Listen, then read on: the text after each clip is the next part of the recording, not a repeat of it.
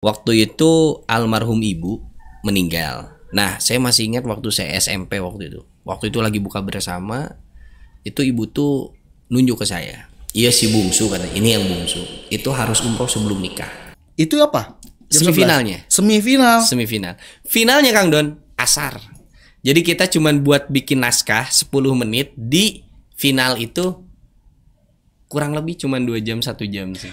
Jabar Express, berita aktual masa kini. Asik, masuk Pak Eko. Oke, selamat datang kembali lagi bersama JEPod, bukan bersama saya ya. Yang tentunya sebelumnya untuk JEPod ini kan dengan cewek-cewek cantik gitu kan. Kalau sekarang dengan laki-laki gembrot gitu. Nah, oke. Nah, untuk di JEPod kali ini, untuk episode berapa ya saya nggak tahu nih. Padahal ya gitulah.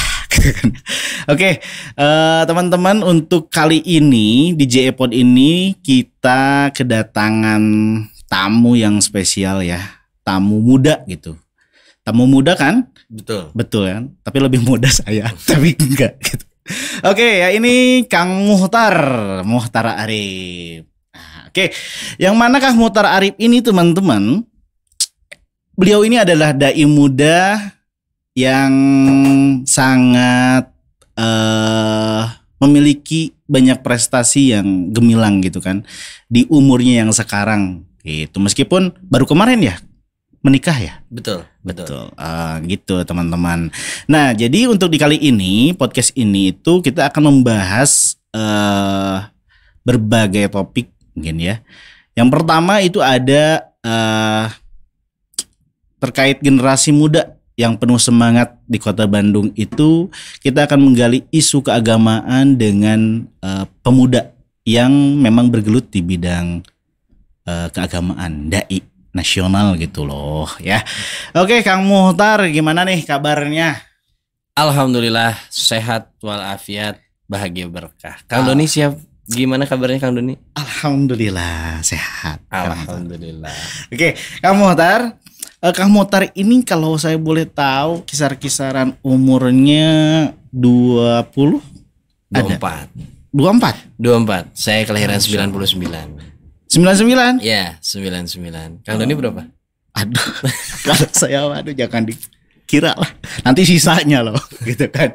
Oke, Kang Muhtar ini pendai, berarti kalau bisa dibilang pendai gitu. Iya, betul, pendai. Pendai di Kota Bandung, tapi karena banyak kompetisi dan kompetisinya juga ke ranah nasional ya, alhamdulillah juga sempat beberapa kali dakwah di luar Jawa Barat lah gitu. Oh, sempat di luar Jawa Barat juga? Alhamdulillah. Pernah waktu itu di Banyumas, Jawa Tengah, terus Semarang, Jawa Tengah, juga pernah di ya Jabodetabek juga alhamdulillah gitu. Jabodetabek juga. Bekasi, terus waktu itu kita pernah di Jakarta. Sebenarnya sih banyaknya itu di event sih sebetulnya, yang sampai bisa disebut keliling Indonesia lah, alhamdulillah itu karena perlombaan sih, karena kompetisi. Dengan kompetisi itu bisa mengelilingi Indonesia? Ya betul, dan tentunya enggak kayak orang bayang kita daftar lolos, enggak. Pastinya kan kalau di kayak begitu tuh Kang Don ada namanya itu kayak seleksi lagi lah gitu. Oh, jadi kayak MTQ kalau kita dulu. Nah, kalau di MTQ itu kan ada yang tingkat kecamatan, lalu kecamatan, misalkan kecamatan 1 mewakili ke Bandung, tembus di Bandung ngewakilin Jawa Barat tembus baru nasional, baru sampai situ. Jadi untuk sampai ke itu tuh bisa sampai 3 kali 4 tahapan, baru sampai bisa ya tadi keliling Indonesia. Kecuali itu yang ngadainnya eventnya emang kayak universitas yang memang itu di Jawa, kayak misalkan di Universitas Sunan Ampel Surabaya mengadakan. Nah, kita daftar ya, kalau masalah ada nama ya pengajuan gitu. Masalah dananya mah gitu. Pengajuan ya. Pengajuan gitu. Oke, Kang Muhtar, sebelum lebih lanjut nih ya ke masalah dai muda, ngobrol bareng dai muda yang at least di Bandung gitu kan. Betul. Kang Muhtar ini. Nah, untuk sedikit lah biografi Kang Muhtar ini gimana nih bisa jadi seorang dai, yang mana dai ini kalau saya riset itu kan Kang Muhtar sempat mendapatkan penghargaan. Betul. Dari nasional lah. Alhamdulillah. Internasional mungkin. Amin, mudah-mudahan doanya. Gitu. Oke, yang pertama Kang Muhtar dari segi keluarga terlebih dahulu. Gimana sih Kang Muhtar? Sebetulnya kalau pengen kenal biografi saya itu sebetulnya dakwah itu dari kelas 3 SD. Dakwah itu dari kelas 3 SD. Betul. Kalau dulu itu kalau Kang Doni ingat mungkin kalau ada perlombaan itu kita SD itu tingkat gugus. Gugus? Iya, ada gugus. Saya nggak pernah SD. SR. Tua banget berarti ya.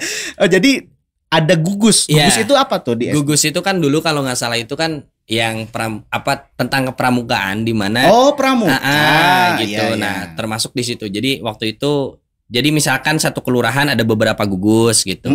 Nah, kalau sekarang kan bisa langsung ke kelurahan lalu kecamatan. Itu dulu waktu SD banget.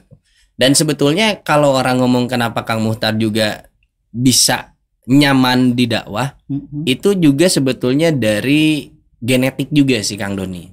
Oh, ada faktor genetik. Ya. Oh, oke. Bapak saya itu salah satu mubalik juga di Kota Bandung, di Jawa Barat juga. Dan sebetulnya saya bercermin kepada beliau. Cuman memang ada yang unik Kang Doni.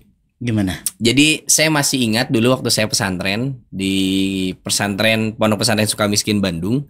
Itu Kiai Haji Raden Abdul Aziz Haidar pimpinannya itu pernah bilang kayak begini. Budak reman, cangtang tuh jadi reman. Budak kiai, cangtang tuh bisa jadi kiai. Bisa kebalik. Budak reman jadi kiai, budak kiai jadi reman.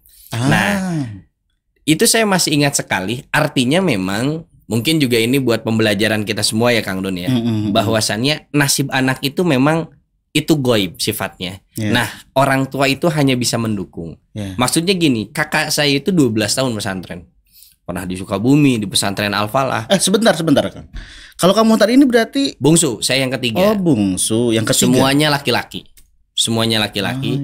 Nah, terus yang kedua itu apalagi itu bisa dibilang kutu buku lah. Itu yang kedua di Arkom, lalu di Al-Basar ya. Kalau nggak ranking 1 pasti 2. Nah, saya Kang Doni ini cuma 5 tahun saya pesantren, tetapi Allah anugerahkan menjadi penerus bapak lah. Nah, makanya mungkin buat teman-teman di luar sana yang memiliki pemikiran kayak, wah kita tuh kalau pengen jadi seseorang yang mengabdi lah ya, syiar di agama itu harus pesantren berapa tahun, puluhan tahun. Iya memang itu memang benar, itu fakta yang memang tidak bisa dipungkas lagi, tidak bisa dipungkiri. Tetapi maksud saya dengan waktu sedikit kalau bermanfaat, kenapa kita tidak bergerak gitu. Nah, dan tentunya dengan beberapa himbauan dan pembinaan dari guru saya juga Kang Doni, tetap Kang Guru juga selalu bilang untuk tetap mengaji gitu, untuk selalu baca-baca kitab lagi gitu. Sehingga tidak menjadi alasan ketika masyarakat butuh kita dengan dalih kita hanya pesantren sebentar itu kita tidak bisa bergerak. Gitu. Jadi bukan karena kita minim ilmu, bahkan hanya cukup mengenyam pendidikan formal di pesantren gitu. Betul. Meluluhkan kita, niat kita, cita-cita kita untuk mengenyam atau melanjutkan visi misi Nabi gitu. Betul, betul. Okay. Karena kan kita juga melihat sebetulnya kalau kewajiban dakwah itu sendiri kan dari Nabi sendiri itu ketika balighu anni walau ayah, itu Nabi itu tidak menspesifikkan bahwa yang harus menyampaikan dakwah itu harus begini-begini, enggak. Tetapi Nabi itu lebih mengkerucutkan atau merincikan ya di situ dia ada ulama. Al ulama warasatul anbiya gitu. Nah, Muhtar kalau misalkan ditanya sama orang, Muhtar pengen nggak jadi ulama? Pengen banget. Tapi sekarang Muhtar disebut ulama, Mak. Saya kalau sekarang itu kayak wah jauh banget lah. Jauh banget. Karena saya juga masih ingat waktu di pesantren kiai saya pernah bilang kiai atau ulama itu bukan cita-cita Kang Don. Kiai atau ulama itu bahkan ustadz itu bukan cita-cita. Bukan cita-cita. Tapi kan itu sebuah pekerjaan bukan?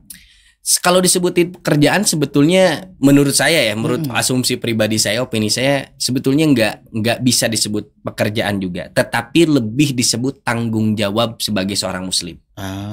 Karena kalau pekerjaan kan nantinya akan ada ya mohon maaf lah kayak aturan-aturan tertentu gitu.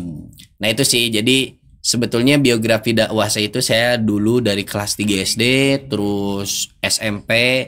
Kelas 3 SMP pernah waktu itu di ya lomba pokoknya di daerah Jakarta senasional itu pertama kali. Dan namanya pesantren ya. Waktu itu direkam sama yang kamera yang gede itu Kang Doni. Di mana itu? Di Jakarta. Saya masih ingat Jakarta Islamic Center. Dan itu kalah. Kenapa? Karena saya mikirnya, ini di shoot pakai kamera, saya pasti masuk TV nih gitu loh. Jadi lebih ke nervous lah gitu. Karena belum biasa jam panggungnya. Kirain masuk TV ajaib. Nah. Kotak ajaib maksudnya gitu. Oh gitu Kang Muhtar. Jadi Kang Muhtar itu awal mula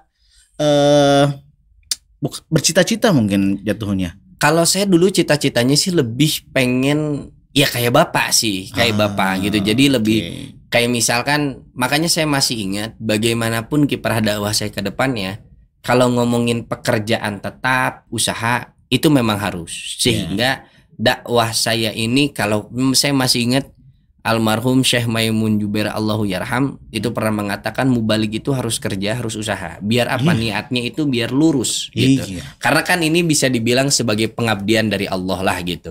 Kalaupun ada rejeki-rejeki tatkala kita melangkah di jalur ini, ya kita anggap aja itu sebagai salah satu rejeki anugerah yang Allah titipkan kepada orang-orang baik sama kita. Gitu sih. Karena rezeki itu emang munculnya dari orang-orang baik ya. Betul. Keluarga baik. Betul. Tapi orang lain bisa jadi baik. Betul. Saya punya diksi lucu Kang Doni mengenai rezeki ini ya. Coba teman-teman saya ketawa nggak? Di ceramah saya. Gini ya Kang Don ya. Jadi rezeki itu gaib. Rezeki itu nggak kelihatan. Bahkan rezeki jabatan. Contoh sederhana. Kang Doni sama teman-teman lagi nongkrong di depan gedung Jabar Express. Tiba-tiba ada mobil. Totot.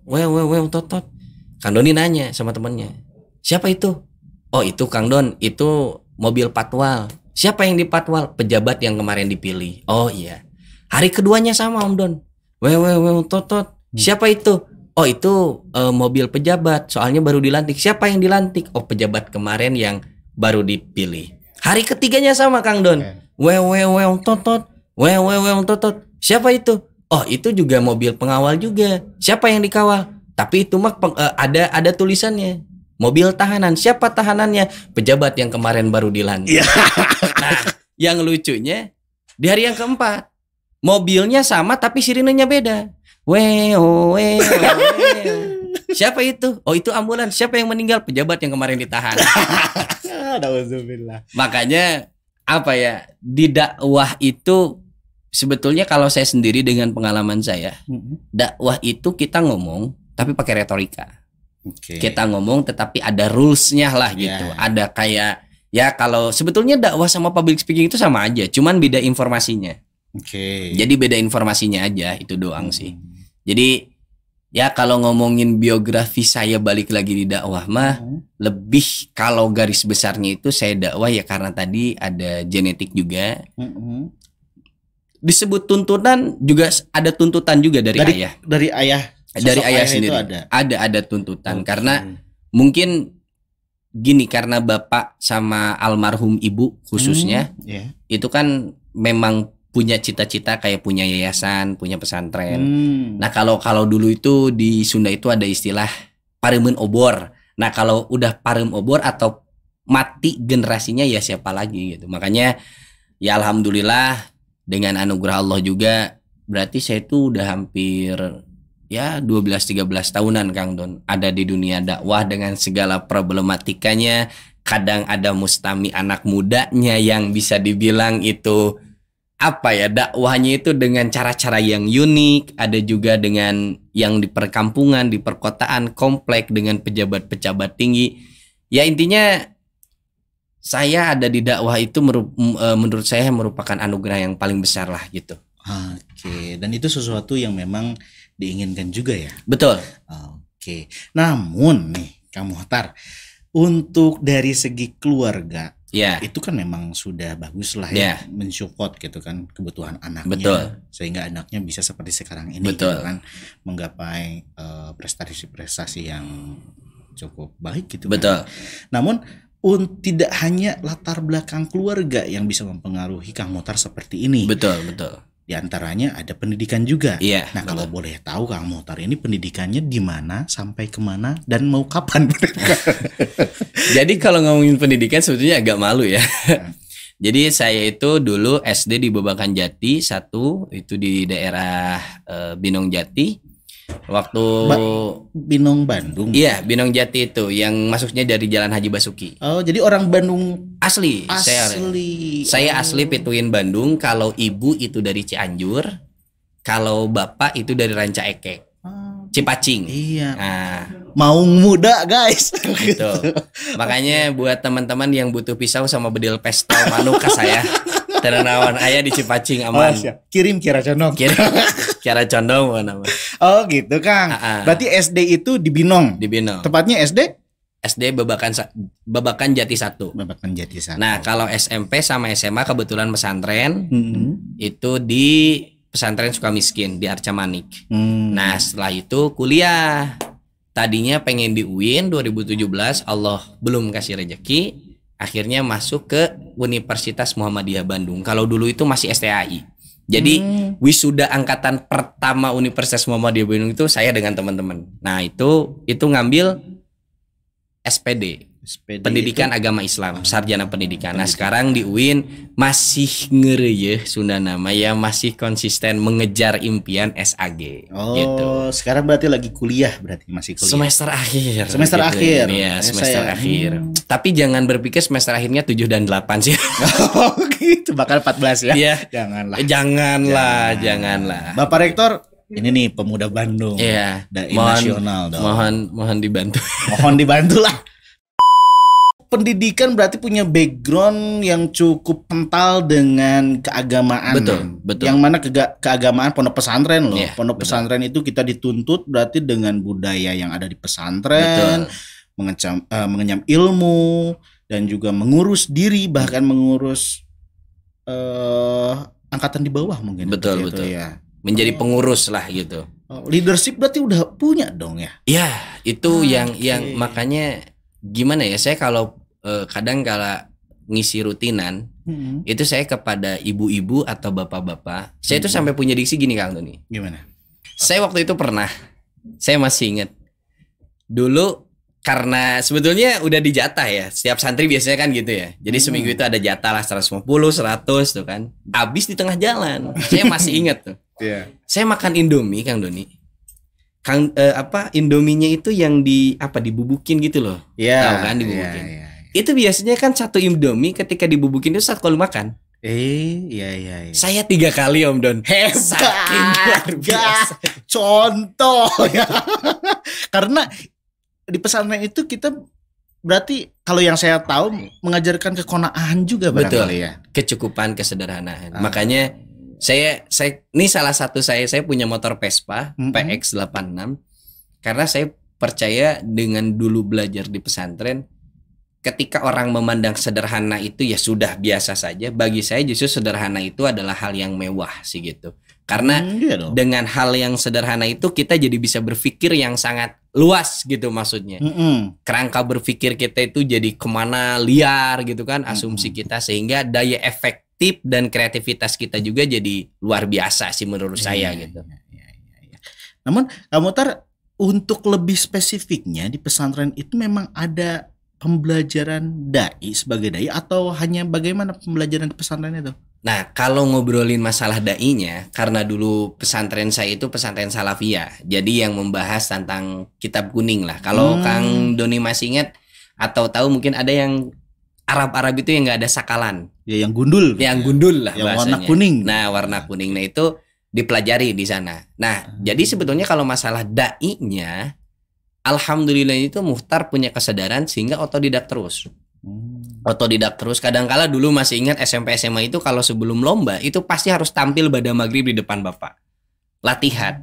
Sama bapak dipantau terus harus kayak begini sampai waktu itu saya ngalamin Kang Doni kayak misalkan yang salamnya itu Assalamualaikum. Saya ngalamin. Waktu itu pernah ikut audisi Pildacil Antep kalau dulu. Oh sempat. Tapi nggak lolos. Enggak. Cuman sampai di gedung sate doang. Ya kenapa? Karena tadi ternyata biasa kita di depan jemaah, di depan audiens yang banyak, dengan kita tampil di depan kamera, itu nervousnya itu menurut saya itu lebih di depan kamera.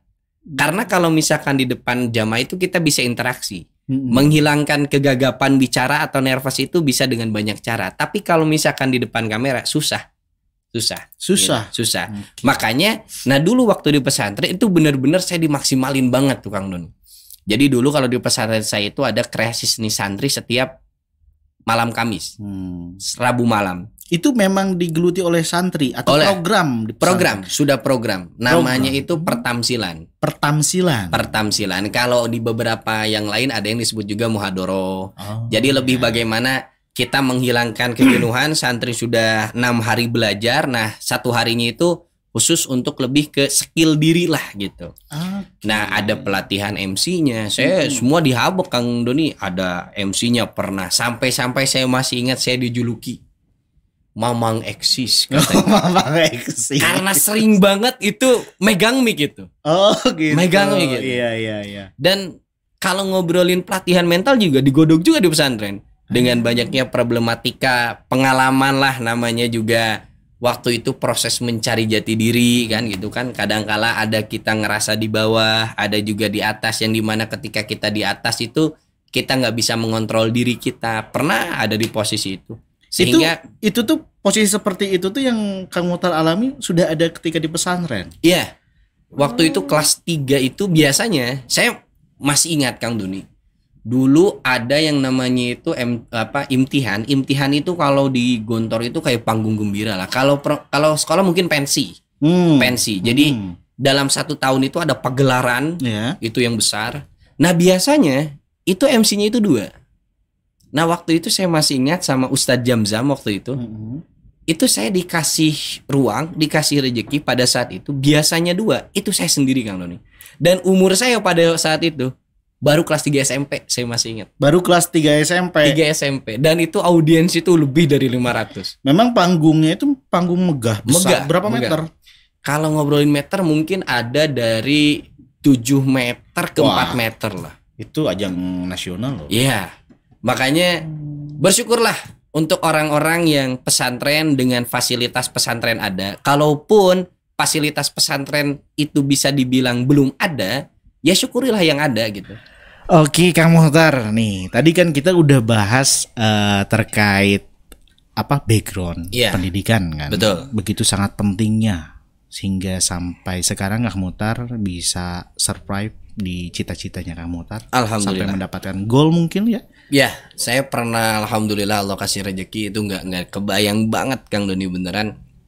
Dari dakwah itu Muhtar itu sampai Allah kasih rezeki umroh. Sempat umroh? Ya, karena alhamdulillah. Saya belum loh.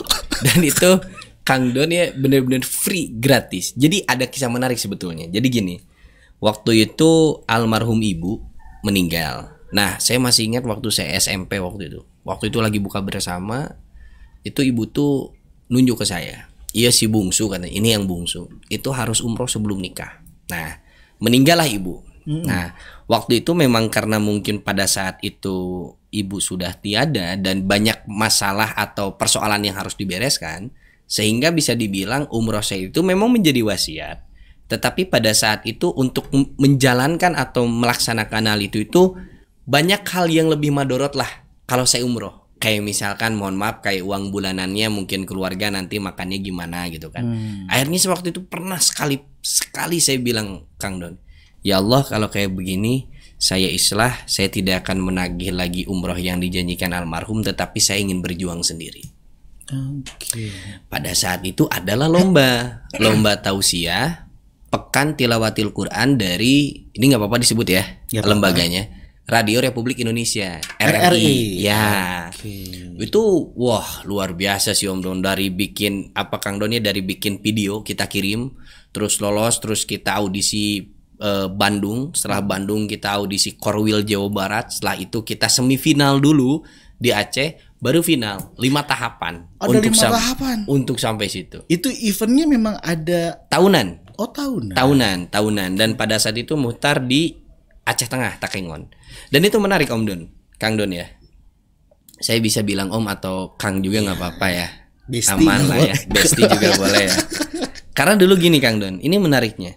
Semifinal itu hari Jumat. Ya. Beres itu jam 11. Finalnya menurut Kang Don kapan? Jam 11 malam. Jam 11 siang, sebelum Jumatan. Itu apa? Semifinalnya. Semifinal. Finalnya Kang Don asar. Jadi kita cuman buat bikin naskah 10 menit, di final itu kurang lebih cuman 2 jam 1 jam sih. Oh, itu dalam 1 hari itu iya, maksudnya? dalam satu hari. Step-step itu. Oh enggak, kalau step-step itu tuh ada mungkin 1 bulan 2 bulan. Cuman kan ketika di nasional, di tingkat Indonesia itu kita 2, ada semifinal, ada finalnya. Oke. Nah, semifinal dan finalnya kalau yang dari nomor urut 1 sampai 20 itu hari Kamis. Nah, 20 sampai 34 itu hari Jumat. Sekaligus finalnya, dan muhtar pada saat itu kalau nggak salah nomor 34. No. Jadi siangnya semifinal, sorenya langsung final. Dan saya masih ingat Kang Doni, ini sangat apa ya? Maksud saya benar-benar bisa dibilang finishing atau anugerah dai yang paling besar lah gitu menurut Muhtar. Jadi ketika sudah beres pengumuman, itu saya cuman bilang labbaik Allahumma labbaik, mamah arif ke Mekah. Udah gitu doang. Dan itu yang benar-benar apa ya, dari visualisasinya, bayangan perjuangannya itu emang benar-benar nggak bisa lupa sih. Saya sampai pernah Kang Dunia waktu di Aceh itu sehari itu sholawat Jibril 1000 itu nggak pernah lepas. Ketika event itu akan mulai. Terus aja sallallahu ala Muhammad, terus waktu istighfarnya juga dibarengi. Jadi memang banyak hal yang saya dapat dari dakwah, dari umroh, terus juga mungkin ya dikenal oleh orang-orang baik. Juga kemarin di Surabaya alhamdulillah dapat rezeki motor juga. Event juga tuh. Event juga dari Lembaga Dakwah Pimpinan Cabang Nahdlatul Ulama Surabaya. Iya. LDNU Surabaya. Dan itu alhamdulillah juara 2. Yang juara satunya itu umroh. Nah, kebetulan yang masuk final itu sama-sama orang Bandung. Dia pesantren di Bandung, aslinya orang Banten. Dia bilang, Kang cenah sekali ewang, Kang sekali apa gantian katanya umrohnya. Menangnya ya. Gitu. Emang situ deh. Nah, tapi memang gimana ya, saya juga waktu itu kepikiran gini karena sudah menikah juga Kang Dun ya. Oh itu udah menikah? Udah menikah. Okay. Saya juga jadi pikir kayak, ya Allah ini kalau dapat 1 umroh nih tiket, harus nyari 1 lagi nih, kerja belum dan sebagainya. Ya udahlah, kasih yang terbaik aja sama Allah. Allah kasihnya juara 2, dapat motor, dan ya bisa dibilang itu lebih bermanfaat lah gitu daripada umroh. Bukan mengesampingkan nilai keafdolan umroh, enggak sama sekali. Tetapi pada saat itu gitu kan. Itu yang baik mungkin. Iya, yang baiknya gitu. Kan, ya. Oke, nah itu tuh kan perjalanan ini kan sangat mungkin berliku kan dari mulai pendidikan sampai untuk melakukan cita-citanya sampai berbuah manis gitu kan. Itu tidak lain karena perjuangan Kah Muhtar dan juga mungkin sosok-sosok yang di belakang Kah Muhtar itu sangat berarti. Kalau boleh tahu siapa tuh? Yang paling utama pasti guru-guru. Yang pertama guru-guru di Sukamiskin seperti Kiai Haji Raden Abdul Aziz Haidar, terus ada juga Kiai Fahmi atau kita sebut dari santrinya itu Kang Ami, juga ada banyak sih yang pasti guru dari pesantren Sukamiskin, terus pesantren Darul Hidayah, juga guru-guru dari perguruan tinggi dari Universitas Muhammadiyah, dari UIN Sunan Gunung Jati juga, terus dari pesantren Ulumul Quran Kiai Haji Abi Asep Mustafa Kamal. Dan support itu tuh support itu sangat sangat berarti sih bagi Muhtar. Apalagi kalau setelah dakwah itu ya pasti supporting utamanya ya istri lah gitu. Kang Doni juga kan mungkin sudah merasakan gitu ya maksudnya. Jadi sekarang mah Kang Doni sih udah halal. Ngobrolin pernikahan itu. Aduh, masuk tapi nggak bisa. Percaya nggak percaya Kang Don, dulu saya kalau misalnya ngisi tablik akbar yang ditanya sama undang itu apa coba? Bukan Kang Muhtar sehat bukan? Kang Muhtar udah punya berapa anak?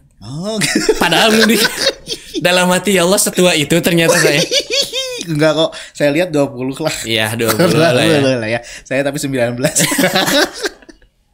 Gitu Kang Muhtar.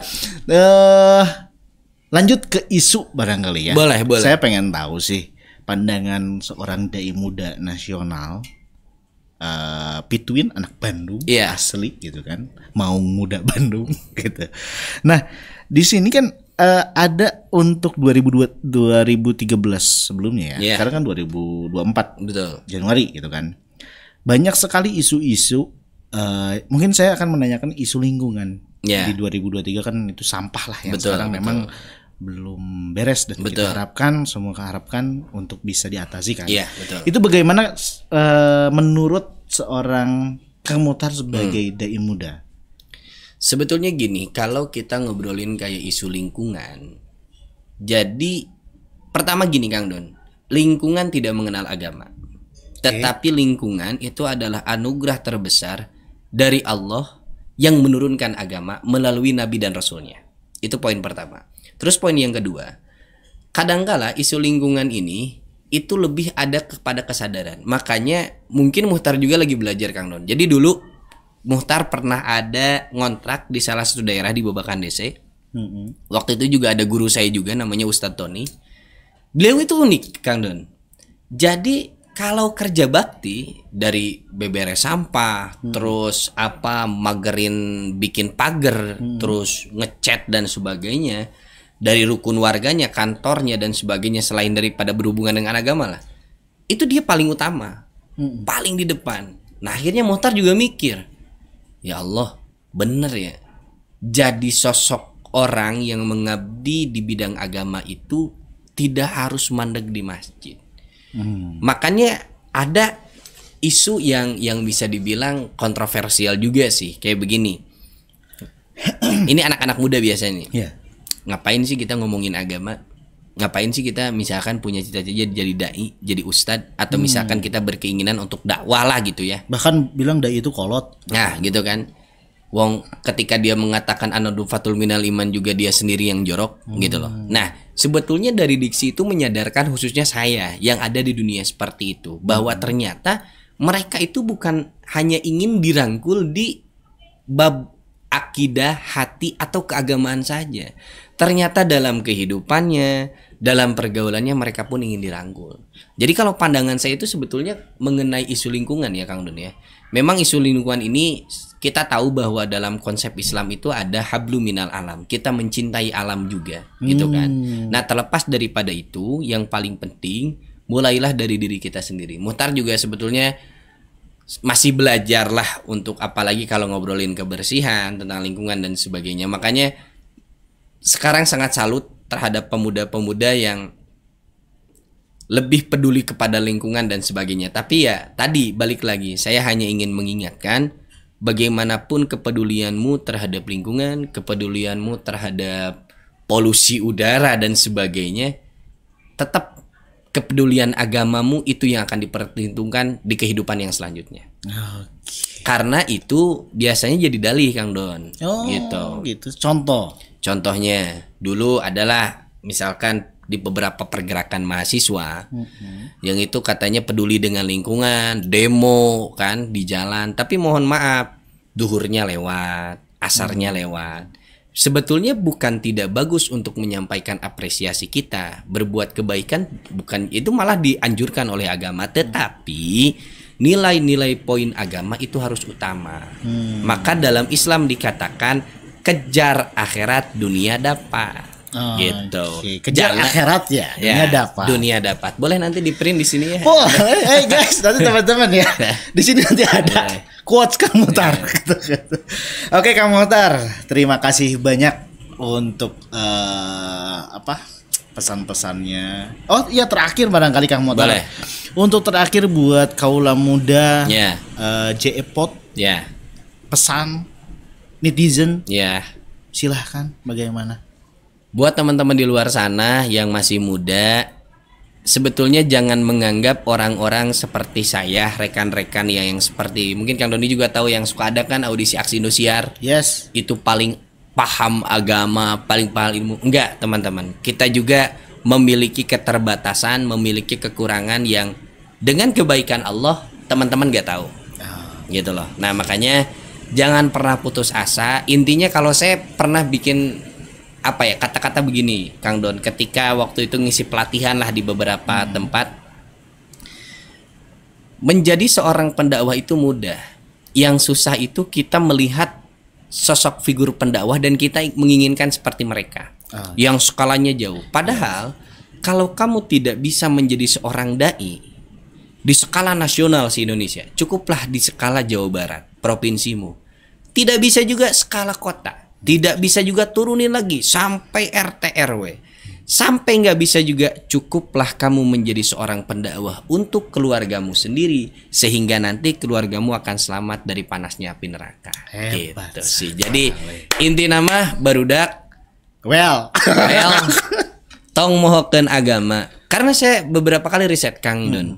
Saya waktu itu pernah terjun ke kayak ya anak-anak yang sedang mencari kebahagiaan dengan versinya lah gitu ya, kayak di jalanan dan sebagainya. Dan pada intinya satu, mereka itu salah pemikiran bahwa kebahagiaan itu diraih oleh dunia. Padahal kebahagiaan itu diraih oleh bagaimana hubungan kita dengan Allah, dengan kedekatan kita dengan Allah. Karena ya tadi, apa kalau kita sudah dekat, dunia itu akan datang kepada kita. Soalnya capek, karena memang sudah menjadi sudah menjadi pemahaman umum dalam Islam, ya dunia itu hanya sebagai permainan senda gurau segala. Nih sederhananya kayak begini. Gaji kita misalkan UMR-nya 4 kali lipat, jabatan kita tinggi. Ya mau sesombong apa juga, tatkala sholatmu ditinggalkan, gajimu tidak bisa membayar hal itu gitu. Jadi, dan buat teman-teman semua yang anak-anak muda, jangan berpikir kayak pesantren itu wah ternyata susah dan sebagainya. Enggak juga. Justru buat teman-teman, ya saya saran udah bikin sederhana. Do penting mah sholat 5 waktu udah. Karena kadangkala Kang Don, ya termasuk saya juga, kelemahan saya juga dulu, kadangkala kita terlalu membicarakan masail-masail yang bersifat sunnah, tetapi kita meninggalkan yang wajibnya. Yes, betul. Dan itu pernah ada juga sih di saya gitu ya, di diri saya pernah mengalami hal itu. Jadi pokoknya nama buat barudak jangan lupa untuk ibadah. Bagaimanapun karir kamu, bagaimanapun susah kamu, kembalilah kepada Allah. Emang cara rapi gitu. Sepeting naon siang-siang sore-sore seserian petingna ngahulang sorangan, ngaroko bari jeung teu karasa rokona. Kenapa? Karena itu tadi ada kehilangan. Apa yang dihilangkan? Ya kalau sebetulnya mah Allah tuh sedang rindu teman-teman. Gitu ya. Jadi intinya mah jangan lupa ibadah, hidup berkah, hirup bakal very good gak itu nama lah. Asik gitu guys JEpod ya. Terima kasih banget Kang Mohtar. Boleh. Udah bisa main-main ke sini ya.